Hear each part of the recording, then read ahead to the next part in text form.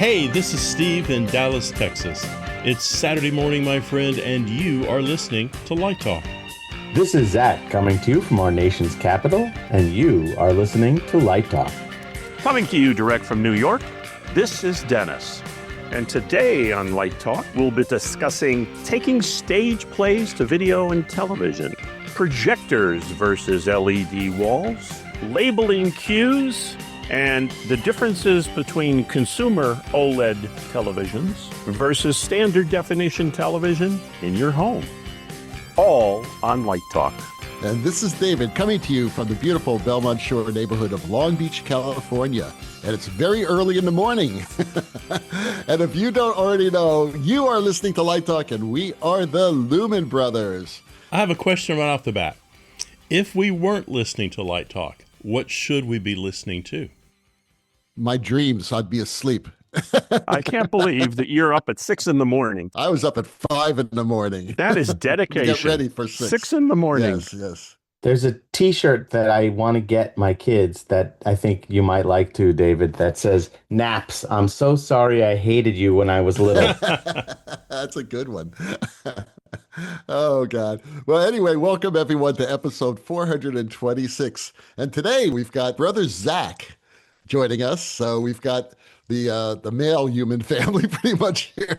Again, we're sort of a high testosterone show today.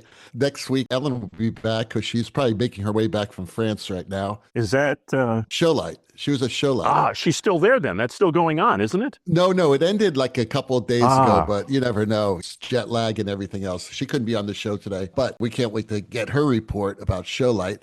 Is there any other news? Like, how did that national portfolio review go? I think it went really well. It was well attended. I think the final count in students was indeed 64.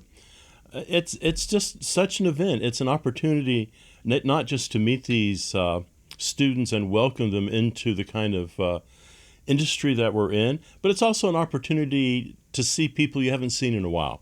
And so there's always that. There's wandering around the room and someone has to come and drag you away and say, "You're supposed to be looking at portfolios. Stop talking to Zach and get to work over there, buddy."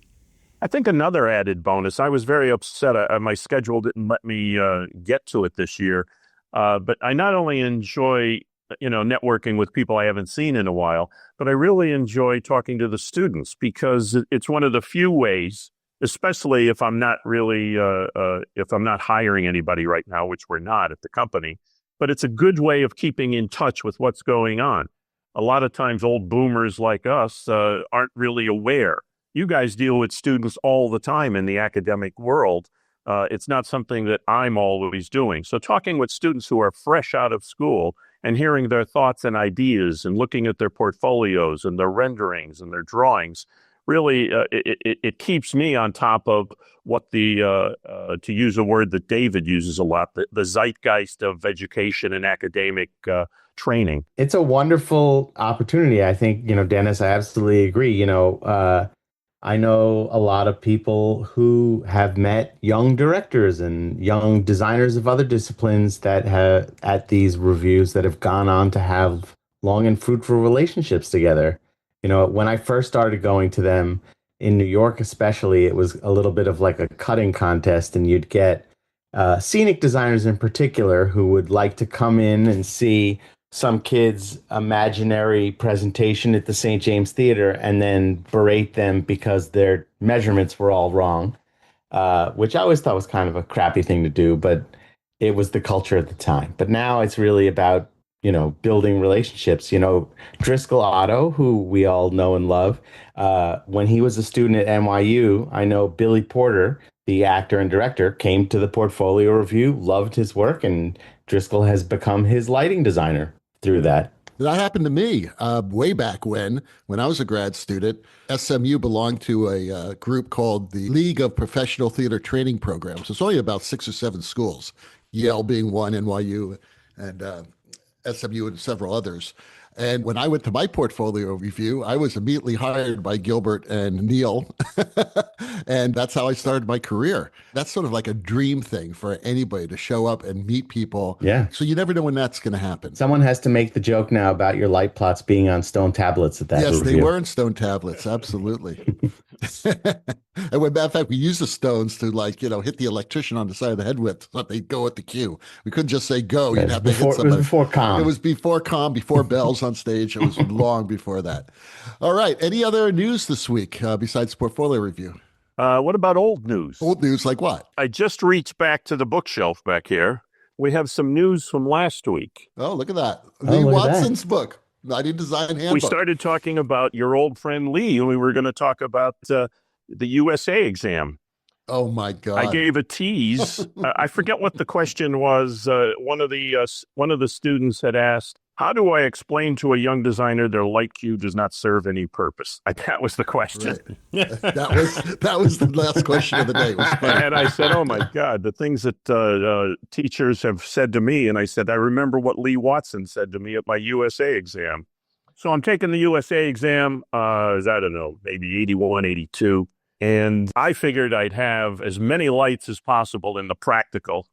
And I'm big mistake. That's the one mistake they tell you not to do. 3 lights. You're supposed to use 3 lights in the practical. That's why I'm saying this, to provide some advice. So yes. I had maybe 25 lights. I mean, I burned right through that stage. It was what was the practical that year? It was the medium. Minardi's the medium. You know how they say you got 10 minutes left, you got 5 minutes left. So all of a sudden, as I'm doing my thing, Lee Watson says, young man, you have 5 minutes left. Do you plan on having any lighting cues in your show? That's right. Because I'm down on the stage hanging and focusing with the crew. And I said, yeah, I already have the cues done. Now, what I had done was preset sheets. So I went back to the console. I forget what it was. Maybe it was a 5-scene preset, 24, whatever the hell it was. But I had everything on preset sheets, so I real quickly went back, set all my presets. They said, time is up, let's do your bit. And so we did it, and it came out fairly well. But I had done cues forward, cues backward. Q1 was a duplicate of Q4. I was able to play around that way. And afterwards, Lee said to me something to the effect that, how did you know your cues were gonna work? And I said, because I saw them in my mind's eye before I set them. Oh, use the old mind's eye bullshit. But I had encountered Lee. I was already working in New York at the time when I took the exam, but I had encountered Lee at USITT stuff because he was president back then, and he was everywhere. He was taught at Purdue. But I was always thrown off because when he talked, in addition to being superior, and he had, as you mentioned, those dumb bow ties of his. They were made out of feathers. Yeah, his hand, his right arm and his hand didn't work. And I found it confusing. I don't know if you remember that. Well, people used to make fun of it until I found out that he had injured his hand in the Battle of the Bulge. The guy was a military hero. Oh, good for him. And nobody ever really knew that. Anyway, I just wanted to tell you, don't be upset when somebody tells you something that can be construed as bad. Just, move on and take the criticism, and that's it. Although the criticism I once got from Ming Cho Lee in scene design class probably took the cake. And he was such a wonderful man, very lovely, incredibly generous. But he looked at my set design and he'd say, David, for lighting designer, not bad. Very so nice. There you go. All right, let's get started. Dennis, you have the first question of the day. Okay. Chris from Chicago asks, on last week's show, Dennis discussed transferring staged plays from the theater to a television studio. What's involved with that? Can you give an example of a show or a transfer or how you went about it? I'll be quick with this and give a couple examples. One of the projects I did, and this was probably about 10 years ago, it was one of my favorites. On Broadway, there was a revival of Mice and Men, and it starred James Franco and Jerry Dowd, Chris O'Dowd, sorry, directed by Anna Shapiro. The lighting designer was the wonderful Jaffe Weidman, who was actually nominated for a Tony for the show. And the lighting design was just stellar. It was a beautiful design. The National Theatre Live out of England was shooting shows in England that they were then doing via closed circuit around Europe. They had struck some kind of a deal with the producers of Mice and Men, and they were shooting that for National Theatre Live. So Jaffe either couldn't do it or didn't want to do it or whatever the situation was, but I was brought in to convert the Broadway play to video for the National Theatre Live broadcast. And it's done with a lot of these shows that are converted. They basically were closing in a month. So they decided after closing night is when they would do the shoot so that they could pull out a row of seats, put in a tracking camera in like the second or third row orchestra. Plus, they wanted to put a large jib arm in to get those shots. Plus, they had to put cameras backstage for cross shots. And there was also a Steadicam. The reason I'm saying all this is the one big thing that has to be considered when you're doing anything that's going from a point of view of a proscenium arch to essentially an arena theater design is be aware of your point of view. Jaffe's design had the production lit from front of house, shooting straight to the stage from a single point of view with a proscenium arch. Now, all of a sudden, the audience was looking from side cameras. They were looking from a camera that was tracking along in the front and a jib that would be high and wide. So keeping in mind the point of view is very important, because if you're doing a one-on-one on a stage, actors will have a tendency to cheat toward the audience, but they will play to each other. In the teleplay version, they talk directly to each other and they're shot from the side. So now front light is really the side light. And then you have to analyze where your keys and where your front light, where your backlight is, because sometimes what is traditionally backlight on a proscenium stage now becomes the front light if that Steadicam is swinging around from an upstage point of view. So the primary function is to really analyze your point of view, figure out where you need to light from, and then analyze in that particular scenario how I could convert Jaffe's light plot to work for the teleplay, for the videotaping.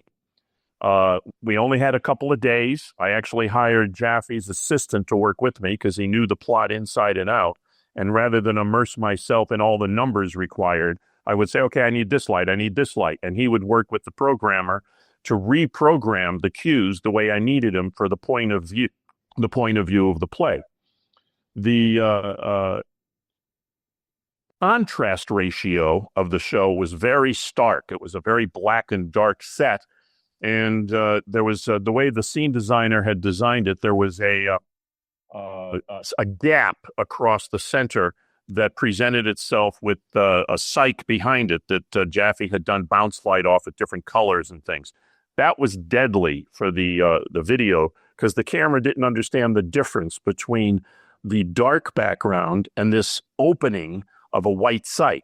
So I ended up doing things like changing the cues and the intensities of the cyc to bring the contrast ratio down so that the camera could understand it, because the contrast ratio of a camera, whether it's film or video, is nowhere near the range that the human eye has. So all of the contrast in the show needed to be brought down. To further enhance that and to bring the contrast down, I laid maybe there was a half a dozen fixtures across the balcony rail. If I remember, they were probably Fresnel's that just pushed light in to raise the basal level of illumination to decrease the contrast ratio of the stage. Armed with that minimal amount of additional lighting, I went about resetting all the cues from the show. Of course, the producers weren't going to pay for the theater to be with the full cast to do this lighting rehearsal. So they had made a scratch tape of the show that the director and myself and the camera teams were working with. So the assistant designer from the show and I sat in front of house at the tech table and re-cued the show according to the scratch tape so I could see exactly what the show was and all of the blocking. Because the goal in any one of these projects, especially with what National Theatre Live does, is not to change the concept of the show or the look of the show. It's to present the show for the audience the way, the televised audience, the way the audience in the theater saw it. However, because the cameras are changing points of view, you need to redo the angles of light. And because Jaffe had a nice size, it wasn't a large robotic package, but there was a fairly decent robotic package, we were able to mix and match as needed, and did a nice job. And the show was taped. They did it twice. They did a dress rehearsal where they had an invited audience so that the theater was full, so it was a live show. And then they did an actual retape to make sure they had backup and any sort of second cuts if they needed to do some editing. And it worked out very well, although it was one interesting note, as you might expect, when the director came into the theater and saw what the show looked like. In the theater, it didn't look at all like the show that she had presented to live audiences on Broadway. But when she went into the truck and saw it, she loved it. It was her show, except with close-ups and camera beats and technology that the video brings to take you right into the scene that you can't do if you're sitting in the 20th row center. I think you can actually see this project of Mice and Men just by going online to National Theater Live. I know it's still around out there playing. Yeah, I've seen it. It's awesome. It's a great production. It was an excellent production. Anyway, that was a nice plan that National Theater Live had. Their goal was to shoot a number of Broadway shows and bring it to their venues. They ran into a boatload of union problems and issues, I believe, and then it just died. And I think the only one they actually did was of Mice and Men. So Bob in Alberta asks, I've noticed that in many broadcast studios and theaters, projectors have been replaced by LED walls. What do you think is the reason behind this? And if so, do you think projection designers will become or will be replaced by art directors and or content creators? That is a very interesting question, and I have noticed the same. It's probably there are a couple of key factors. I can tell you, for instance, at a regional theater that I worked at that had a full stage LED wall, I think that they had rented various types of video enhancement products and felt like we needed to make an investment instead of just keep renting this stuff. And, we all kind of know that with, in many ways, buying a projector is like buying a car, where the second you take delivery of it, it's already last year's model.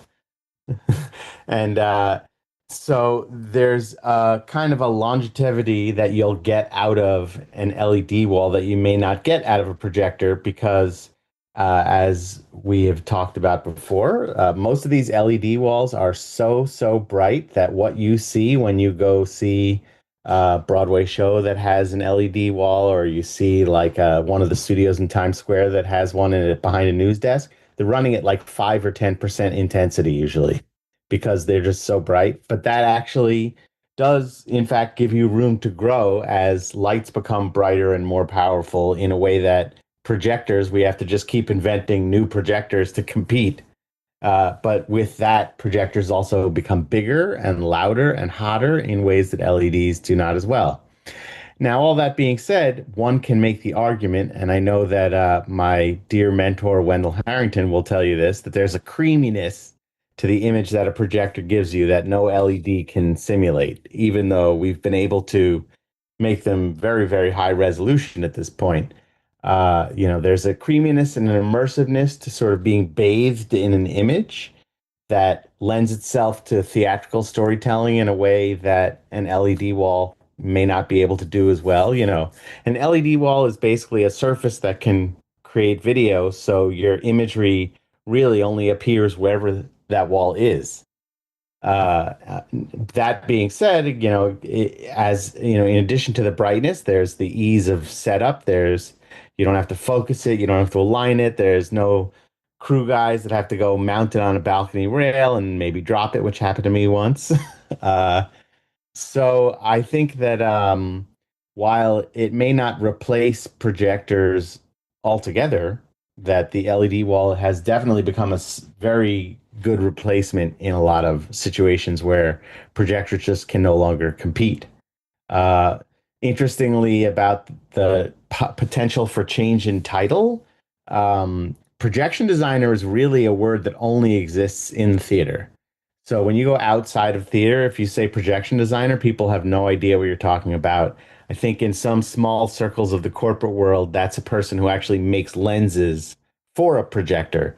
In many other industries, the content that one makes as a projection designer or the projections is known as media. So I would say that I've been joking recently that we need to create a dictionary that translates from theatrical to industrial to corporate and architectural terminology because they all have the same words that just, they all have the same meanings. They use different words to say them.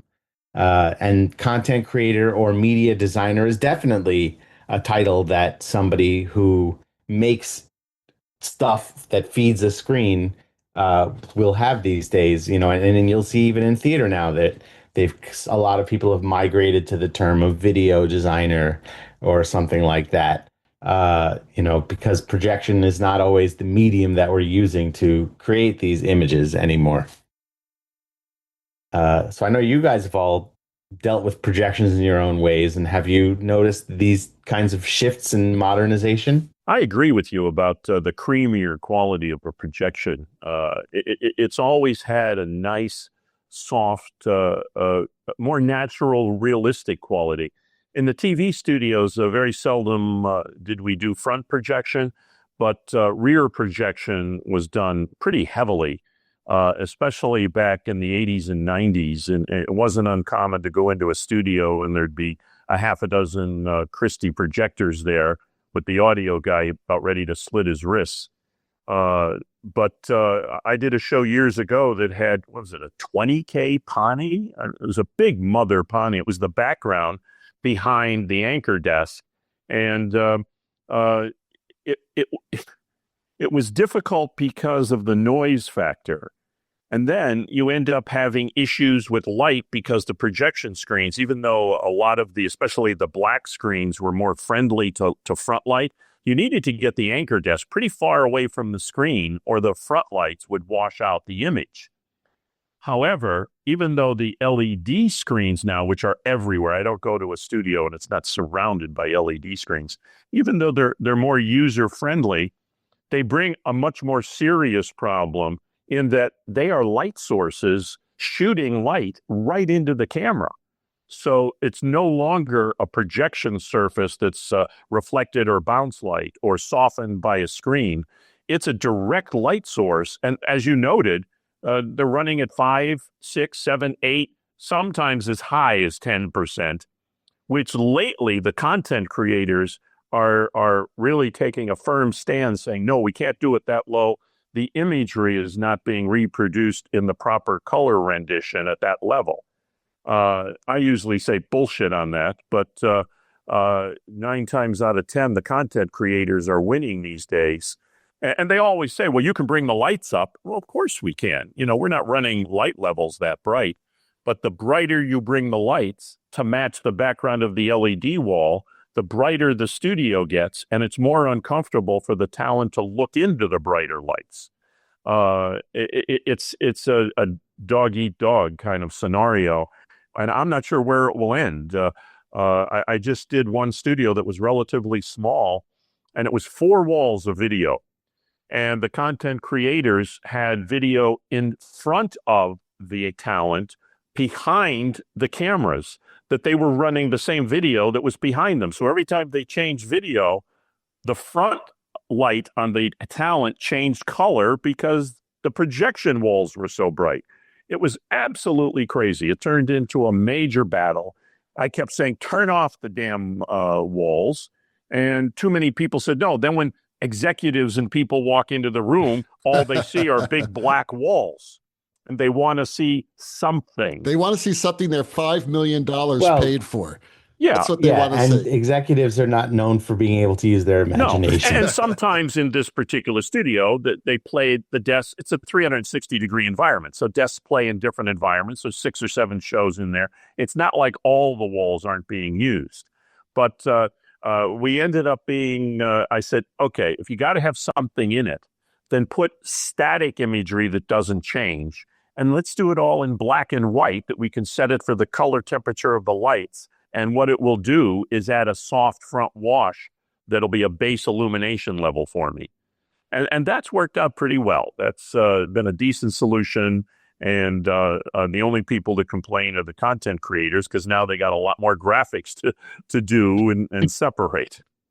But it's funny when you say that, because one of the things that I have seen on this side, the content creator side of this question, is, there's a lot more of these companies with young people bringing in people that do video game design and people that do Unreal Engine and people that work for TV and commercials and all stuff like that, that are becoming content creators for live entertainment, we'll call it.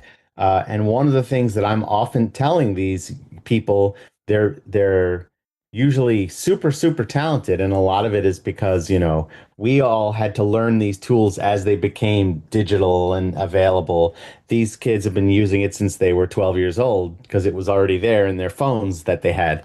That I tell these people, you're not designing for the story. You're designing for something that is part of the story. When we're designing media for theater or for a theme park or for a newsroom, the story is not just that content. So you can't think of your screen as the primary screen. And I think that a lot of these people, that's sort of a big adjustment or even a breakthrough kind of thought, to think what I'm creating is essentially a kind of scenic support to help tell the story, but not to be the complete story, as if I was making a TV commercial for a razor or a car or something like that. You know what, Zach, you nailed it when you said scenic support, because that's truly what it is. But I see way too often that the art directors and the content creators feel that what's going into the background is the be-all and the end-all and the most important thing that has to be the focus. Now, a million years ago, I was doing a lot of projects with Barbara Walters, and I remember once we were doing a special, and back then there was no background. It was scenery. It was hard scenery. And you had to light every element, every mullion, every cornice, every baseboard. Everything had its own particular light. So there might be, let's say on a show like 2020, Barbara Walters and Hugh Downs might have 7 or 8 lights on them, but the background might have 50 lights on it. But we were doing a lot of changes on a show, and it was taking some time. The director wanted the background, let's say wanted it bluer, brighter, whatever, but it was taking time. And Barbara turned to me and she said, Dennis, why is it taking so much time to get the lighting done? What's wrong today? I said, well, they're concerned that the scenery doesn't look quite right, and we're trying to really fine tune it. And then she said into her microphone to the control room, no one cares about the scenery. They're only tuning in to hear what I have to say. Let's move on. There you go. And I always remember that. No one, and we've said it for years in the theater. They're not going to go out whistling the scenery. Well, if they do, you've got a problem. Diana from Portland asks, I have a high-end OLED television and marvel at the resolution, contrast, and color depth of this technology. How has this evolution in high-end consumer monitors affected broadcast lighting, and what considerations do you weigh for the majority of viewers who still have standard definition televisions? Well, this is a really good question. Dennis and I have talked about this for a while, with the whole question about why are things getting brighter, and we all have our different theories about that. Yes, high-end OLED TVs are amazing. I've owned one now ever since OLED came out. The contrast ratio, you can't beat it. They're now very bright. I mean, I just purchased one, current model. I believe it's an LG C4, by the way, which is actually a very reasonably priced television for what it is. And I, too, am amazed at it. Now, this is a really good question because it reminds me of what happened when high definition first came out. I remember watching a Monday Night Football game, and I think it was one of the first games that they produced in high def. And John Madden was there, and he was doing his thing. And all of a sudden, you could see John Madden's nose hairs. I mean, it was really disgusting, personally, because the high definition was like, and I'm sure that a lot of the talent are looking at themselves on these monitors and saying, oh my God, we're going to have to change makeup. We have to Do a little better grooming in the nostrils. Call the plastic surgeon. Surgeon, exactly. That should be the title of the show. Call the plastic surgeon, please. That's perfect. So the question then is, and Dennis, you probably worked through all this as a professional, at least some of it, as things got more and more refined, the resolution got finer, the cameras got better, the chips got better in the cameras. And this is the interesting, at the end of this question is, what considerations do you give to people who don't own these high-end televisions? I mean, I assume that quality that you can't see is still going to be quality. It's going to be better than what they had before. So I'm just going to throw this out to you guys. One of the things to remember, going back to my friend Barbara Walters, back when they started doing high definition, it was, as you said, very, very concerning to the talents on cameras. So now we're getting better definition being broadcast, but not everybody was able to receive the better definition at home, right, because the television receivers, the consumer quality receivers, were not that good. In the studios, especially at the lighting console and at the video shading console and the control room, there are $10,000 monitors that we use to analyze the show as it's being done. So we always have monitors that are superior in every way to anything that's going out in someone's home. So ideally, you're lighting it for those monitors to get the utmost quality and clarity. But most of the time, you might put a little bit of softening into for a woman of age to make sure she looks a little better. But it was not as big a concern because the end user, the end observer, the audience at home didn't have the definition on their set to be able to see it. So all of a sudden now, once that started happening, there's far more concern about, shall we say, destroying the image so that it's softer, more pleasing, it's more flattering, use whatever word you want to use. And that's primarily and you've seen it in movies for years. And when I was doing soap operas, we used to put multiple filters in the cameras. And even now, there's not a news show that goes on the air that doesn't have filtering. And the cameras also have what's called a skin detail feature. So you can actually take a patch of skin off someone's face in the video, do a close-up, and you can adjust the detail of that in the camera electronically. So all of these techniques are being used so that what's being sent out to the end user has the quality that the producers want to have. That being said, why spend $1 million on an OLED TV if you're being sent soft images? Think National Geographic, think Super Bowl, think Olympics, think all of these type shows where it's very important to have the best possible focus. And let's face it, I love watching underwater National Geo things that the camera work and the technology to produce the quality that's being used, to have it transmitted in the utmost focus, sharp focus, with the best possible noise ratio is really the way to go. But people don't want to be seen in that. And that's always the issue. The better the home television gets, the more concern there is about softening the image of certain people. I have a quick question to ask you. I always think about this when I see it. And unfortunately, I see it a lot. And that is, these studios are spending millions of dollars on beautiful broadcast lighting, and they hire geniuses like you to design it and to make sure everything looks great, okay? And then they do a cutaway to a guest who's at their home on their computer with a ring light. If they're lucky, there's a ring light there, but the lighting is absolutely a disaster. The makeup is a disaster. Is it because they're too cheap to send a crew out there to actually set up a little nice lighting system for their home? Yes. Yes. Okay. This drives me nuts. There's your answer. And some people look really awful. There was that great one where the guy's kids kept running into his room and the mother dived in and grabbed the kid. Well, that's kind of fun when that happens, but not when they look bad. I mean, the pandemic changed everything about the way we not only broadcast, but the way we view broadcast and what we accept in broadcast. let's face it, between March and probably May, June of 2020, we all watched the worst television production ever because people were coming out of their homes. And at the time, the networks didn't think that it would be that long. So they would just basically say, okay, go on your laptop or go on your phone. And we all watched terrible quality. Then all of a sudden, I think we were headed in that direction before that. You would see like CNN would be like looking for a news anchor who can also be their own cameraman and writer and editor. And even prior to the pandemic, our company did home studios all around the country for people who wanted to stay in their homes. But a fair amount of money was spent to install that home studio. And it wasn't until a couple of months into the pandemic that the network started saying, we better up the quality because they're going to be there a while. Well, unfortunately, they haven't done that in a lot of things. I watch Morning Joe every morning. They haven't. And there are regulars that come on and they're politicians that come on from their homes, from their kitchens, from whatever. The backgrounds are dark, the shadows on their faces, the ring lights are reflecting in their eyeglasses. I mean, really, really bad lighting.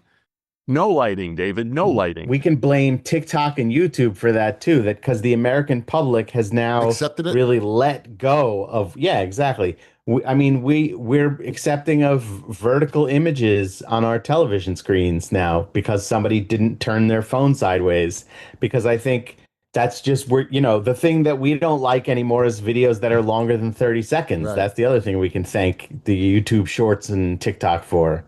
But I think America has become very forgiving of image quality and in a way where it almost is jarring sometimes when you then see something with such high-end production value because we've become so accustomed to what things look like over FaceTime and Zoom. Right. It's that Z word, the zeitgeist. Okay, so as many of our listeners know, over the years, we've always had this issue that we sometimes run afoul of, proper etiquette. And unfortunately, on last week's show, we had a small problem with our sponsor. And due to this, we are now under a legal obligation to present a contrary view from a very respectable and respected public service organization. To do this, we're going to hand this over now to our lead counsel, Snoot, from the Snoot Group. In response to a complaint filed against these idiot brothers, this is a public service announcement from PETA, People for the Ethical Domestication of Antropods, including squids. And speaking of idiots, Dennis, I'm watching you. Don't get on my shit list. Dear listeners of Light Talk, we, the noble defenders of the voiceless, the whiskered, the tentacled, and the occasionally slimy, come to you today with a grave warning. A warning about a menace so absurd, so chocolate-drenched, so squidly, that it could only come from the shadowy depths of snack innovation, Pet Sweat of Japan. Yes, you heard us right. Pet Sweat of Japan. A name that sounds like a bad translation and tastes even worse. In addition, this rogue international lighting snack syndicate has committed atrocities that would make a vegan faint and a lighting designer weep. Though, to be fair, lighting designers weep often, usually over budget cuts and slow programmers. Pet Sweat of Japan's latest crime? Impaling innocent squid on sticks and slathering them in chocolate. Not for culinary exploration, not for science, but to silence assistant directors. Assistant directors? Have they no shame? There is a reason why this corporation is named Pet Sweat. This is because they produce all their distasteful products in the pet sweatshops of Japan. These poor creatures, toiling away in the neon-lit basements of Tokyo, stitching together snacks no one asked for. And when their little paws can no longer hold the piping bag of squid ganache, bam, skewered, dipped, packaged, sold. We at PETA say no more chocolate calamari, no more bovine beverages with names like cow piss, no more sponsorships from companies that think ethical treatment is a Gen X seasoning. To the Lumen family of Light Talk, We implore you, nay, we demand you, drop Pet Sweat of Japan as a sponsor. Or prepare to face the wrath of our legal team, who still have your last cease and desist letter framed in their office bathroom. Because if you think chewing on a chocolate-covered squid while sipping cow piss is edgy, try doing it while being sued by PETA again. This has been a message from PETA, protecting pets, preventing perspiration, promoting proper snacks. You got that, morons? Now back to Light Talk. Very nice. I thought that we weren't going to get political. Well, Zach, I live with this every day, and I think it would be in our best interest to take her seriously. So Steve has the last question of the day. It's from friend of the show, Drew Belinsky. And he says, I have a question for the Light Talk gang. How do you label your cues on the console when you program a show? Do you summarize what cue does? Do you mark a cue line, character entrances, or maybe a mix of all that? I am just curious to know what systems other programmers use. Thanks. Well, for me, I'm not a programmer, but I do label my cues pretty extensively. So I want the stage manager to have a reference when they're looking at their screen so they know kind of what's going on. Also, I want the programmer to know what's going on, and I want to be able to quickly find something and move around. So for me, it's pretty basic. I label by act, I label by page, and I label by line. I label all my blackout cues so no one is taken surprised by that. I do simple things to make the programming faster. All of my default cue times are 2.5. So when I look at a cue list, I can very quickly see that I missed updating a cue time and address that. All of my follow cues are 0.3 cues. So I just want to label something in a language that I can glance at something and I see all the information I need to work on that cue. David, you do a lot of cue labeling. What are your preferences? You know, we all have our different preferences, obviously. Like you said, your auto follows are, 0.5s or whatever. My auto follows are always 0.1s. I rarely skip numbers, but sometimes I do if I knew there would be a bunch of cues coming that I'm going to be filling in later. But I always have whole numbers for the beginning of a cue. Sometimes that doesn't work out and you change it, but you get to know pretty quickly on what cues are there as initial cues or auto follows or whatever, delays, things like that. What I also do in my cue list, which is usually on a computer or an iPad, is I write my block cues and I highlight them in a certain color. So I segment my show out because sometimes you don't record a show consecutively. Sometimes you start in Act 3. And then you go to Act 2 and Act 1. So I always know where my block cues are going to be so that I'm able to do that and not have things track through the other acts. So maybe Act 1 is cues 1 through 26, and then we're not going to get to that until Thursday. So I will go ahead and on the blackout is cue 26. I will write the blackout and I'll make it a block cue. So that at that point you'll just start with cue 26, and I'll go back and fix 1 through 25 and not worry about it tracking into others. So yeah, I mean, numbering is really great. Sometimes I'll do, cue 27.01. That will tell me that it could be an auto follow or whatever I'm, doing at the time. That's how I do it. It's funny when you mention that O1 in particular, because I think, especially in the earlier days of being able to have video systems that were triggered by MIDI, I learned a lot about how lots of different lighting designers approach this because I was always piggybacking on their cues. And one of the things I remember in the very early days of the EOS is that it couldn't send the 0.0 something cue. It was not capable of sending that to a video system. So we had to learn all kinds of tricks and shorthand and macros to get it to do what we wanted to do to stay in sync with each other. So in a lot of ways, I think for projection designers that come from my generation, at least, we didn't ever have our own system for numbering things and making cue sheets because we were always dependent on the style of the lighting designer we were working with. I knew if I was working with Howell, he starts with 1, 5, 10, 15, 20 so that he always has room in between. things like that, because he hated point cues. So every designer, some designers would do 2, 4, 6, 8. There was one designer who each scene would be 100, 200, 300, 400.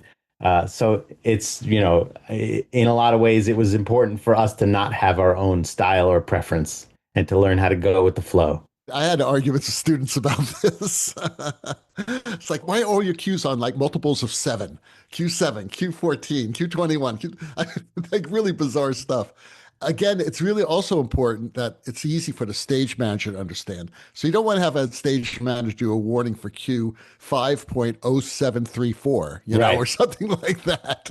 That's too much in their mouth. So you want to keep it really simple for the stage I manager. mean, a lot of this too is if I ever had to recreate this, would I be able to figure this out? Would a new associate who's not worked on this show before be able to figure out what I, put into this machine?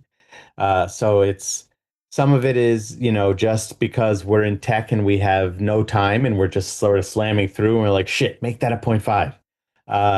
And other times it's very thoughtful because we want to be able to do this again sometime. And we want to be able to effectively communicate what is in the machine and what is in our notes if we ever need to recreate it. So Dennis, in the broadcast world, what sort of information do you put in your light cues?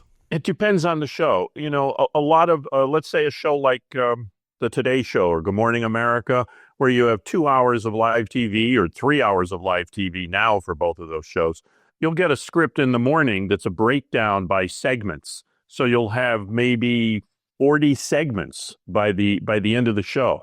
And at a preliminary meeting, the director is going to go through with the camera and the crew everything in the way she's going to shoot it. So the LD needs to base the cues on what's being shot from what angles in those segments. I usually like to follow on shows like that the segment number. So segment 1 is Q1, segment 2, Q20, segment 3, Q30, and so on and so forth. Even in theater, years ago when I was doing more theater, I was always a big fan of base 10.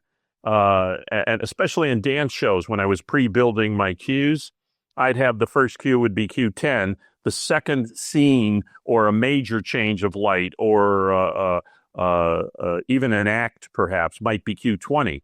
And then I would build the cues in between as needed. And that's really the way I approach the TV shows. So if I'm going segment 1 is Q1, segment 2 is Q20, then once the show starts rehearsing, I can build my interstitial cues in there.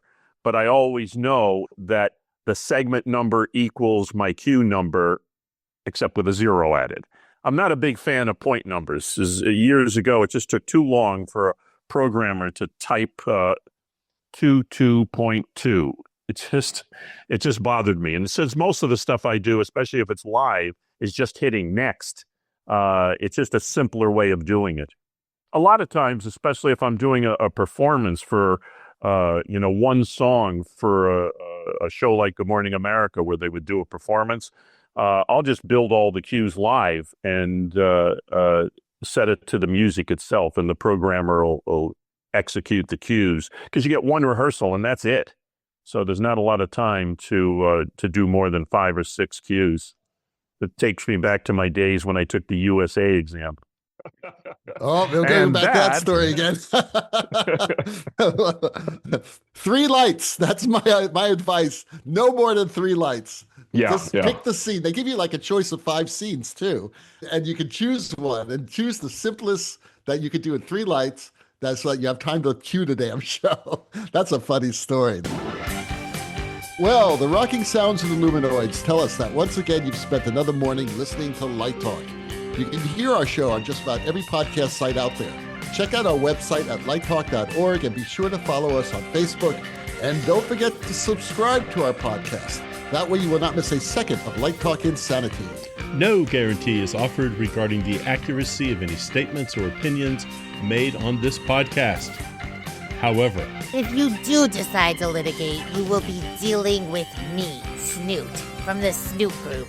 And you don't want to with me, because I will make your life unbearably miserable as I drain the retirement funds from these Lumen bozos. Snoot, you did something with your hair. I love that. I love those red highlights. Keep it up. Light Talk is written and produced by the Lumen Brothers and our faraway sister in France, coming to you from Long Beach, the Lone Star State, Washington, D.C., and New York, New York. And be sure to join us next week when we talk about more lighty shenanigans and serve you more of our casserole of nonsense. Light Talk, broadcasting questionable Lumen knowledge and humor around the world. So we'll see you all next Saturday morning. Bye-bye from Light Talk. Bye-bye for now. No squid was harmed in this recording.